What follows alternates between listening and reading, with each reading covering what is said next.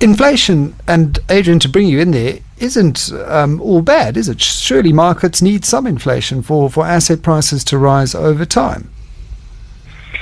In a credit-based economy, where people are borrowing money at today's prices to afford future value, it's arguable that modest inflation is sensible, healthy for the system. We might debate about what modest is. It's certainly not double-digit inflation, but low, steady, stable, single-digit inflation arguably is healthy in that it allows the credit system to stay alive. You only have to have borrowed money to pay for a car for 100 and eventually sell it for 40 to know what happens when prices fall. Of course, that's a depreciating asset, but it shows you what happens when you borrow money to pay for a price that falls.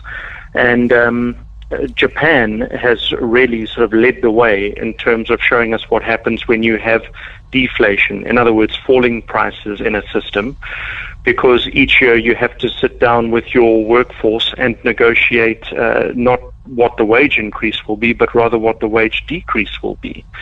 So, the role of the central bank in making sure that you have a steady, stable inflation, Yanni's point about zero inflation, I think, is an absolutely valid one. Inflation is one of the surest confiscators of wealth. But, I would venture that you want a margin of safety, which is why modest, low, single-digit inflation, I would argue, is the healthier way to go. Adrian, Japan is an interesting example, just to interject there, because if you look at the proponents of MNT, they reckon that a country with its own currency, and much as the US is the world's reserve currency, doesn't really have to worry about accumulating too much debt because it can print more money to pay the interest bill, so they don't worry about deficits. It's sort of damn the deficit kind of thinking. And if you look at Japan, they have got a massive debt to GDP ratio, and we haven't seen the sort of inflation that many people think comes from that kind of mentality. Why is that?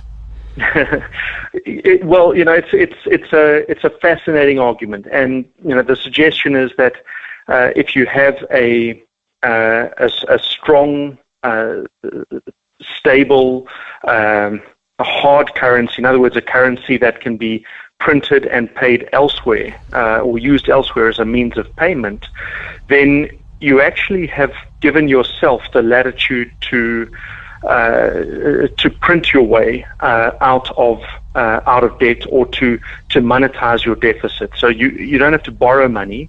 You can chalk up whatever the number needs to be, and then you can ask the Reserve Bank to make sure that the money is in your account by putting a couple of zeros in your National Treasury bank account. So in mainstream economics, we would call this monetizing the deficit, and I suspect Yanni is shuddering at the prospect. He's certainly nodding his head. Yeah.